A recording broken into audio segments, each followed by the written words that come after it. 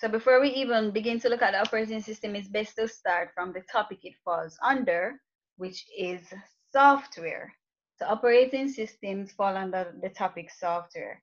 Now there are two types of software. Do you remember them? Application and system.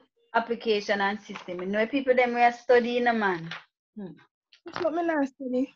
You know study Kira. All Me right. study in the book. So you just remember all of that. Yes, miss. Good, good.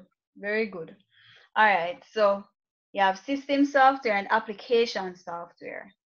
Now, system software is any program on the computer that allows the computer to run properly. They basically control the computer, make sure settings running smoothly, right? That is the system software.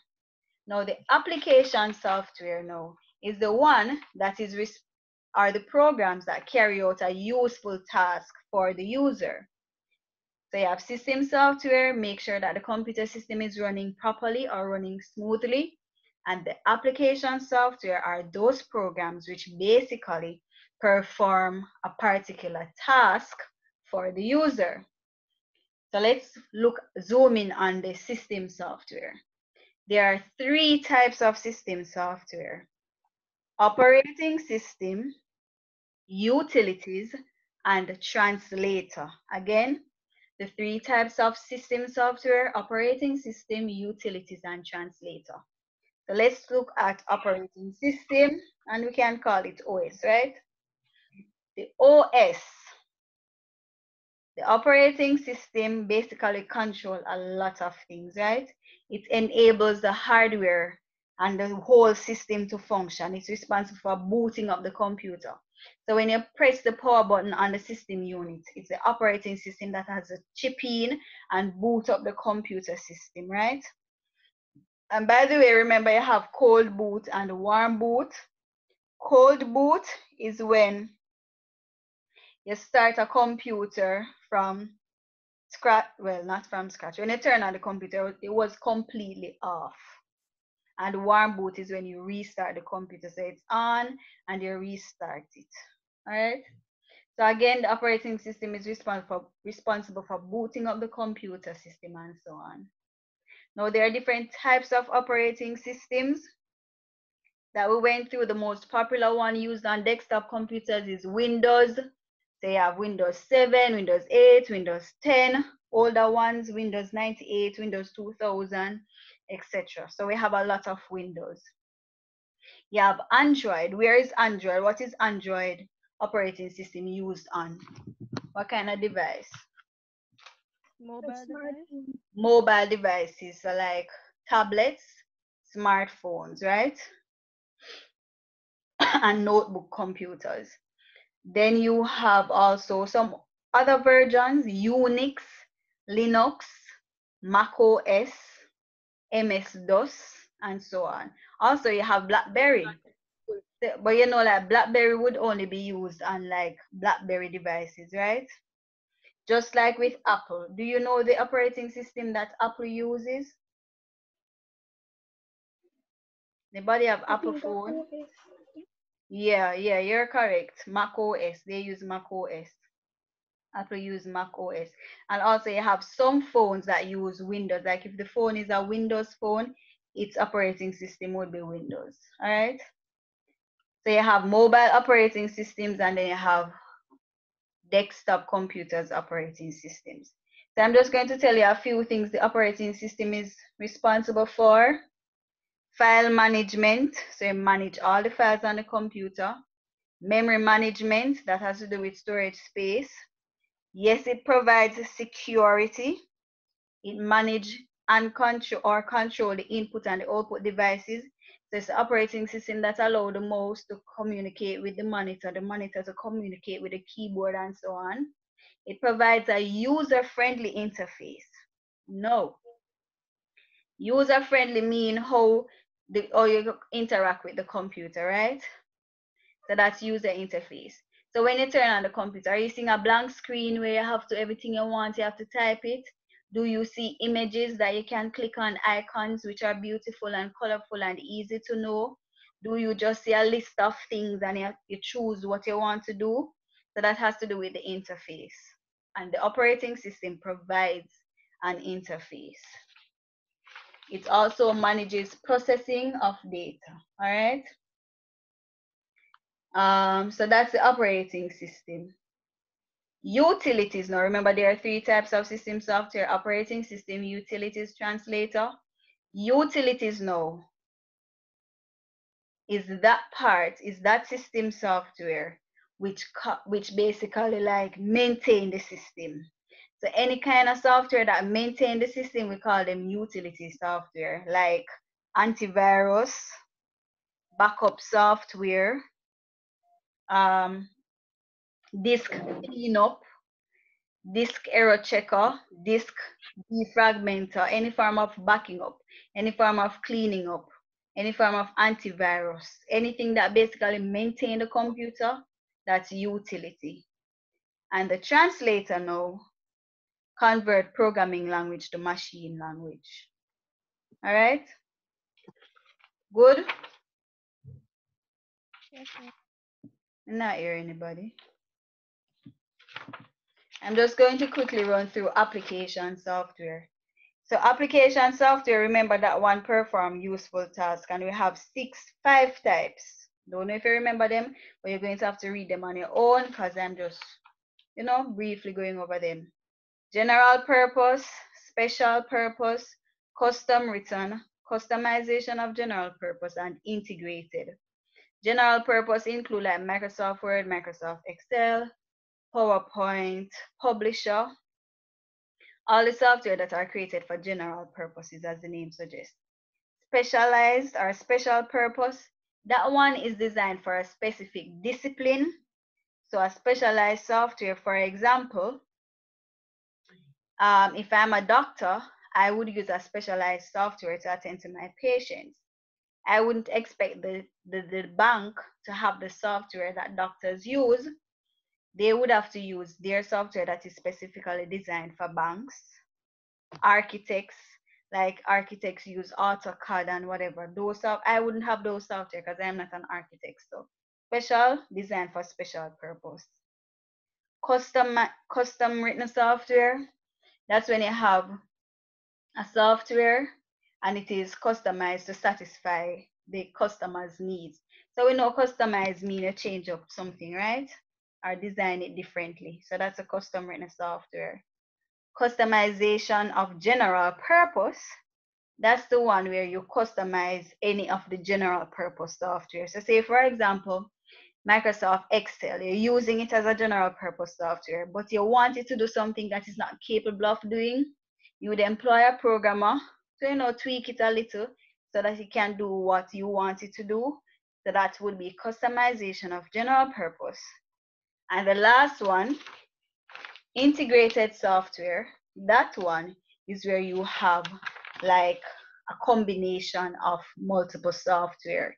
So like where you have Microsoft Office, and in Microsoft Office come with Word, Excel, Publisher, database, and whatever else it comes with, that would be an integrated software. Okay, boy, I'm out of breath. Next question, number 9. Which of the following can be termed application software? So of this list right here, which one would be application?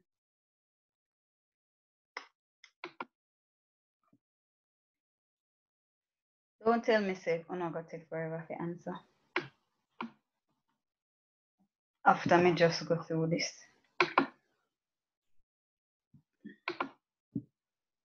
Guys, are you seeing the screen?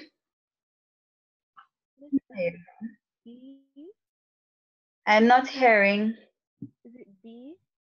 I can't hear, very low. Miss, is it D? Yeah, D is correct. So Internet Explorer would be an application software because DOS is an operating system, Linux is an operating system, Mac OS is an operating system, which would have been system software. So Internet Explorer is an application software which is designed to serve the internet. So all the software that you have on your device, all of those, Once it's not talking about the operating system, once it's not a utility program, it is considered application software. So all the games, videos, YouTube, all of those would be application software. Next, the type of interface that allows a user to interact with a computer or device using a touch screen is. So which type of user interface allows you to interact with the computer or the device using touch screen?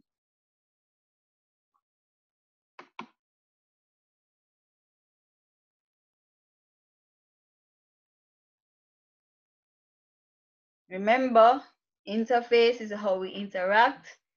And obviously, you don't remember the three types of user interfaces. Graphical user interface, which is the one with the icons. Even if you can't read, you can use it because they're simple images. Menu driven. Menu, as the name suggests, gives you a list of options, and the command driven now is the one with the blank screen. You have to remember the commands and type in the instruction.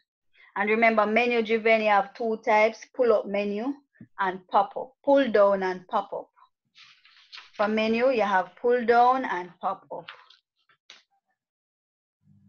So those are the interfaces. So which of these now?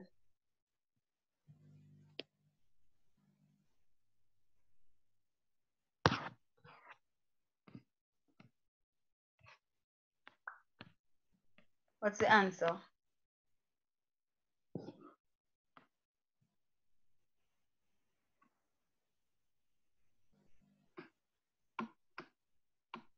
I'm quiet to the door. Type of interface that allows a user to interact with a computer using touch screen.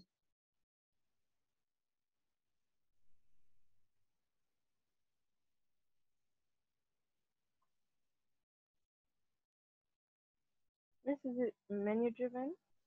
Cannot be menu driven. I just told you what the three things are. Graphical use icons. Menu give you a list to choose from. Command give you a blank screen and you type in what you want. So which of those would you use by touch screen, by touching the screen? Graphical. It has to be graphical. Thank you. It must be graphical Yes. because graphical is the one with the icons, just like a smartphone. Use graphical user interface because you touch the little icons that's there and it takes you to where you want to be. All right, number 11. Each of the following has its screen integrated with the system unit and keyboard, except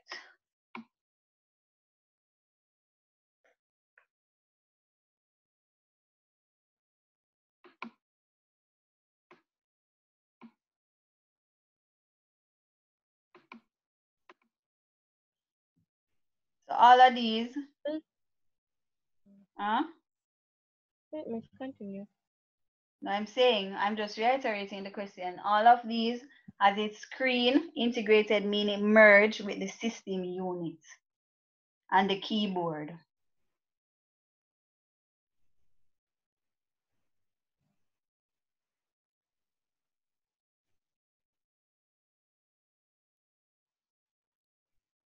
Which of those right there would not have a computer? This is it a laptop computer? No. I would say it's mobile. Because remember now, the personal computer would have like a separate keyboard with their system unit and the monitor. A laptop has the monitor, the keyboard, and it has some of them based on how it's built. And the notebook computer is just a smaller version of a laptop. So I'm thinking that the only possible answer there would be mobile because it's the only odd one out. All right, number 12. Why this thing just move up and down? So number 12, which of the following enables a computer to temporarily store instructions and data? Temporarily. Miss, input devices? Input device can store. I didn't know that. Miss, I thought it mean like when miss the when it while you have type it, Mr. While you have No, but write. input device don't store nothing, none at all. Input device enter. Memory. So, Miss, Must be memory? memory. Thank you. Yes, miss. So it's memory. Number 13, information that represent a whole picture of a problem of a solution is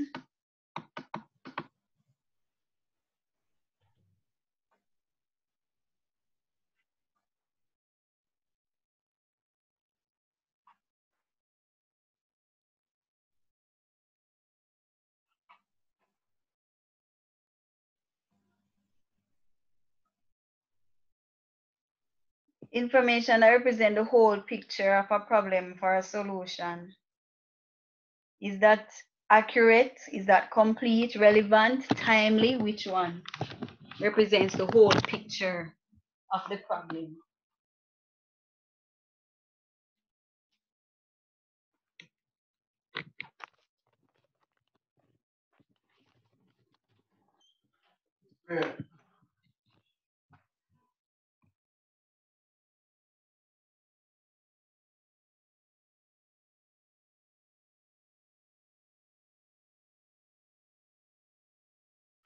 Nobody knows. Why am I so silent to the man?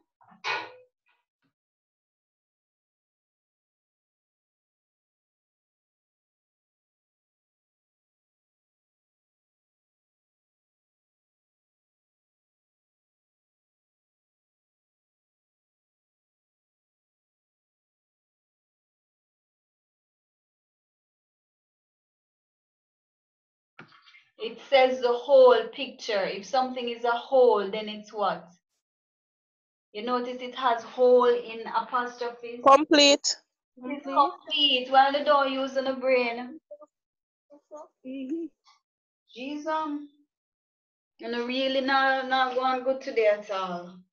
So it's be complete. Number 14.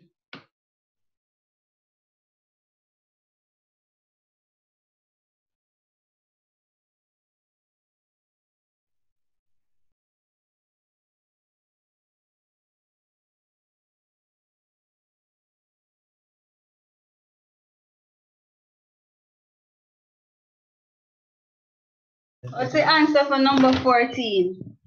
30. Yes, 14. We're at 14. I've spoken about this so many days. This command so many past papers that we have done already.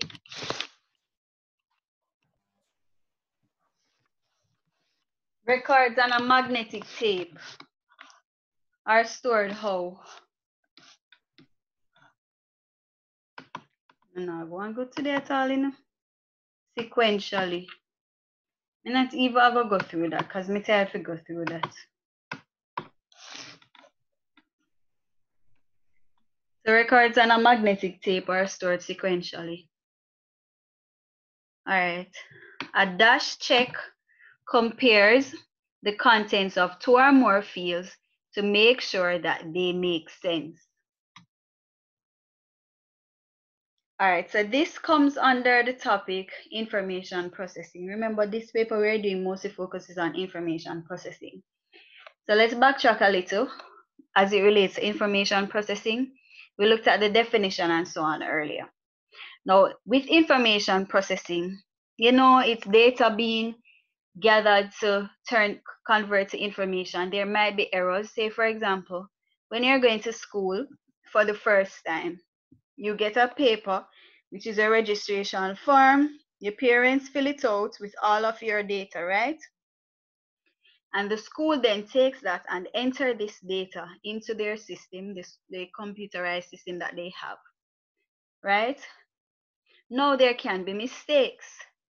What if your parent wrote that you are born 2002, but when the person was entering the data, they made a mistake and entered 2003, then that would make your age wrong. So because we can have errors when we are processing data, And then you have some persons who might be malicious that change the data purposely. So errors can be made whether accidentally or deliberately, right? So because we have that, then we have to be able to check to ensure that our data is correct. Don't know how many of you remember from grade 10 that you have two types of checks that can be done. You have verification check and you have validation check.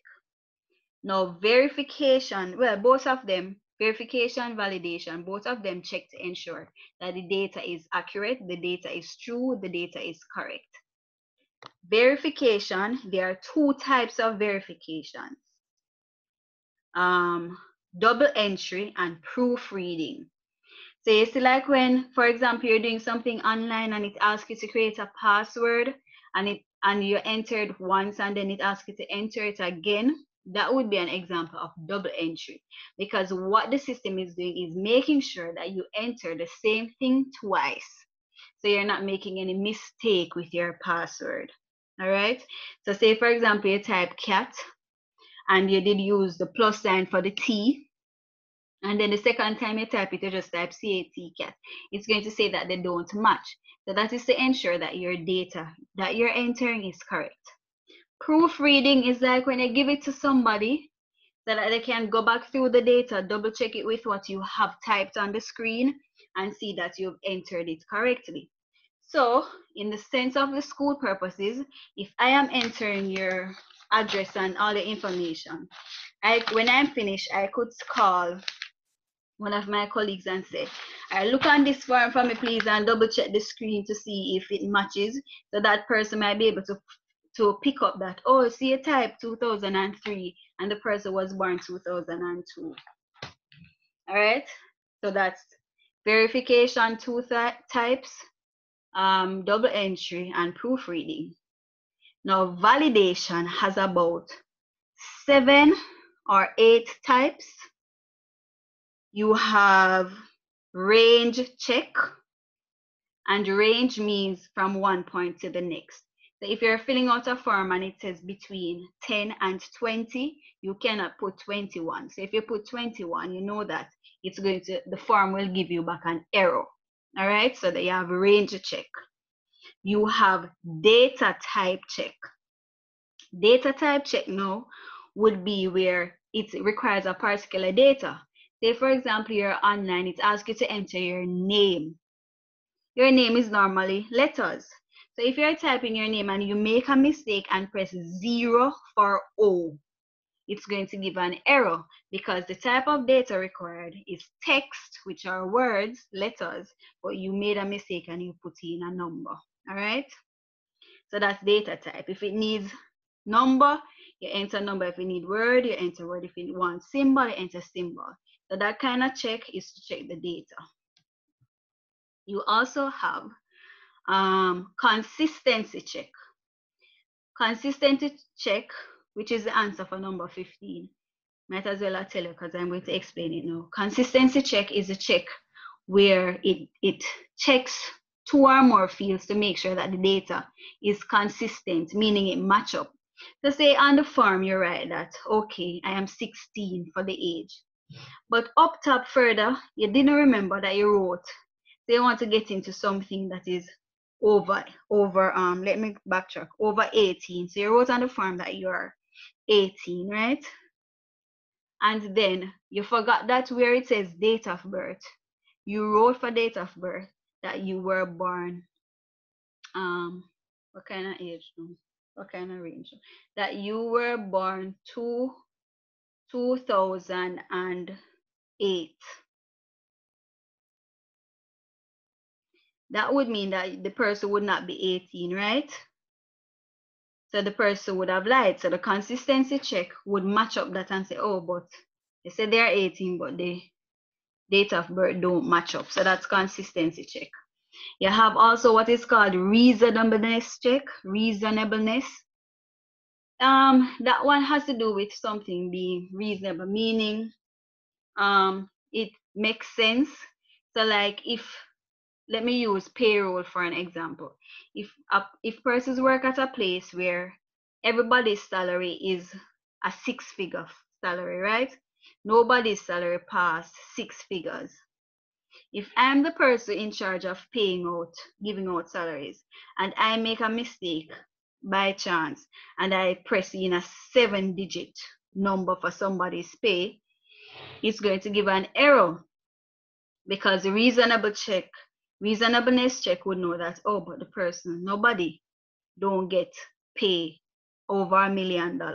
So it can't be 7 digits. So that's what the reasonableness check does. All right, I hope I'm making sense. I'm just trying to go through as quickly as possible. I know we're answering the questions, but I'm just giving like a brief overview to refresh your minds of the concepts. You would have already learned these in grade 10. So number 15 again, a dash check compares the contents of 2 or more fields to make sure that they make sense. And as I said, this would be consistency. So the example I gave with the date of birth and the age, they have to match up. Number 16, hardware errors can be caused by any of the following except, so this commander likes troubleshooting and system specification topic. So if you're having problem with the hardware, which is the physical part of the computer, it can be caused by any of these except which one?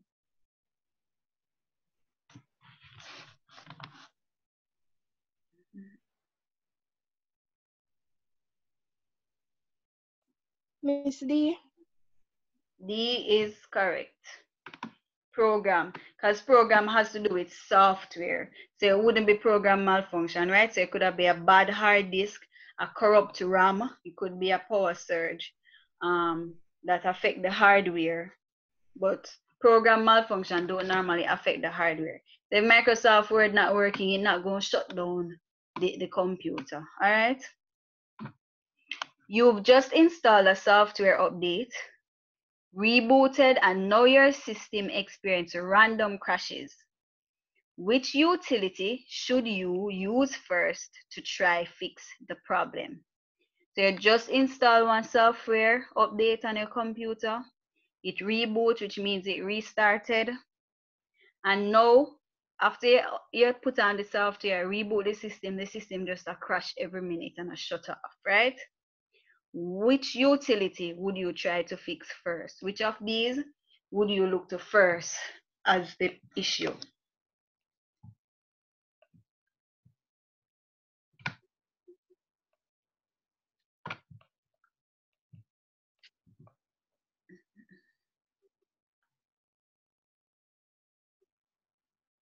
Any ideas? So this come under troubleshooting computer problems. So your monitor stop work, what's the first thing you look at? So if your monitor stop work, you look if it plug in properly, or you look if it's actually powered on, if light is in the screen. So basically this is a question like that. It's just asking you what you would do in this case if your system a crash every minute after you update a software.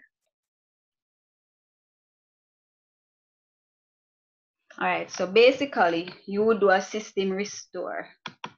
10 minutes leave again already. Time really go fast. All right, so you would do a system restore. Although I'm explaining today, normally we just go through the questions. All right, so system restore. That would take you back to where the computer was before you put on the software. When you do a system restore, it would take you back before the last thing that you did. So it would remove the software and take it back to how it was before. All right, next one. Diane complains that her system seems sluggish. Sluggish means it's moving slow and keeps running out of disk space. What tool can be used to get rid of unnecessary files and compress older files? So this come under troubleshooting as well. So her system moves slow. She's running out of space every minute. Which of those could she use to help with that? Is file manager? No.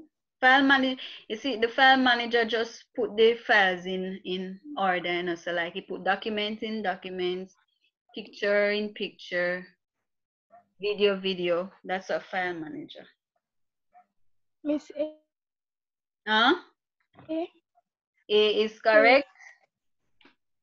Disk cleaner or disk defragmenter. So if you use a disk cleaner or this, I'm sure guys you have these things on your phone where you press and it's a cleaning and then you see it's a 100% finish and whatever. So that's it, getting rid of unnecessary files and so on out of your memory, so you have more space and the system moves faster.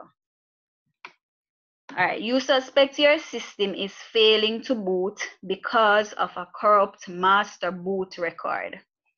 So because the booting file is corrupt, the system is failing to boot, which means it's failing to turn on. Which utility is best to fix this?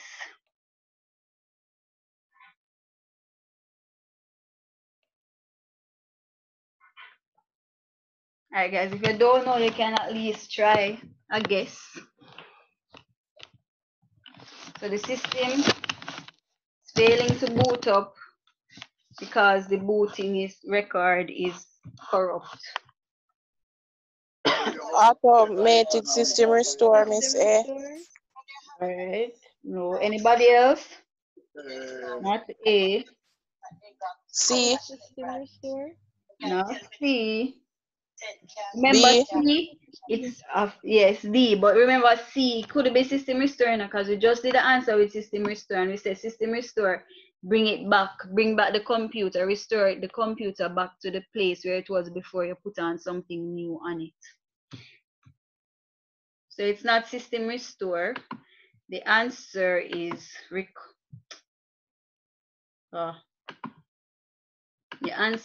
recovery console. Recovery console. Guys, I need to remember these things. I'm going to send the answers in the group when we finish. Number 20.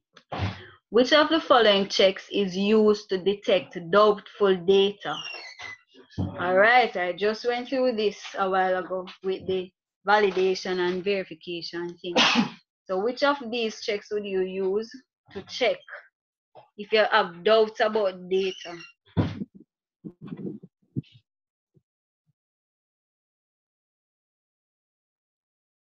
Miss D. Huh? D, Miss. As in what? Tell me the word because I'm not hearing properly. Reasonableness, Miss. Reasonableness check. Very good. They have doubts, say this not really make no sense. You do a reasonableness check. Because length check would have be how long, like when you're doing a password and it say you can only have 7 characters, you know, say you can't put 8 because it's not going to accept it. Range, I told you it's between, so if it's between 10 and 15, you can't put 16. Data type, if it want words, you can't put numbers. Reasonableness check, no, when you check, you say, oh, this makes sense. Oh, this not really add up. Oh, this go. 21. An area code must contain 3 digits only. The following checks are suitable except, all right. So you're filling out a form.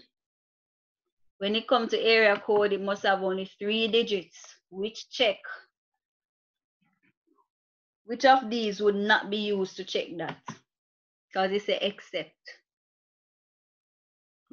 So the following checks are suitable except. Miss A, data type. No, it's a digits. So your data type would be a check because if I put in letter, it's not going to work. Format is correct. Format is not even a type of check. That not come in none at all. So data type would a check that you're actually putting in numbers. Length check would check say you're putting in 3 and not 4, 5, 6, 7, 8, 9, 10. And the range would check that you're putting in between 1 to 3 because it's a 3 digits. All right, time I gonna run out on us today, so we'd have to continue Thursday. We have 4 minutes.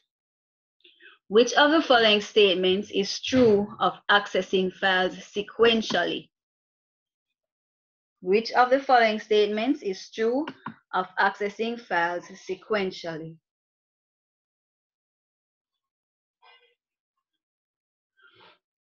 Miss B, starts with the first record.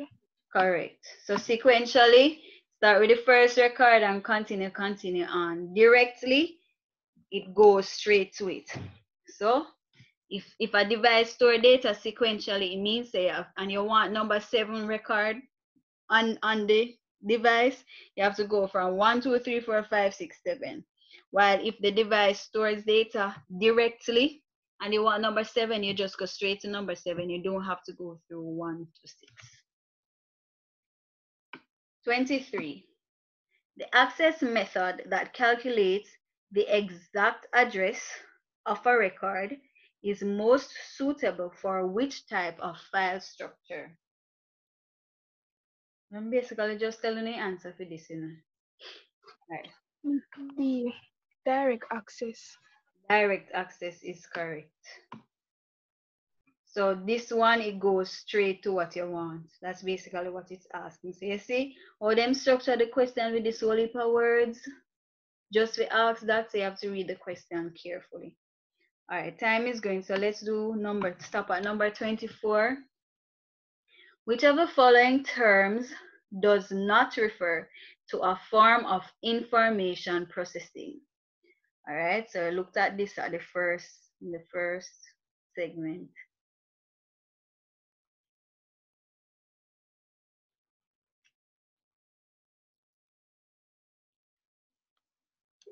Excuse me, sorry.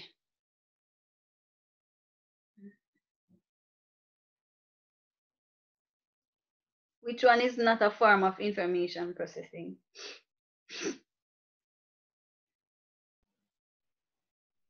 Miss, is it process control? Process control. No. Miss B. Data validation? Data validation. Validation is just the two type of way that you check to make sure that the data is correct. All right. So the answer is data validation. That is not a form of information processing. Guys, I did send you all of the notes that you would have done from grade 10. I sent them in the group again. I sent you basically all the notes from grade 10 in the group. So guys, please, if you don't have your book, you need to study. Not because it's multiple choice, you're going to sit and say, oh, eeny, meeny, miny, mo. No, if you write it right, if it's wrong, you need to know. So you need to study. All right, so we stop there for today. We will finish this on Thursday. Remember, we meet again on Thursday at 4. So I'm not going to send this in the group yet because, of course, we're not finished. So when we finish this Thursday, I send the answers. All right, so see you on Thursday, guys. All right, take care, stay safe. Bye-bye. And I'm going to put these on YouTube, the YouTube channel. So if you want to go back to it, you can. Yes, miss. All right.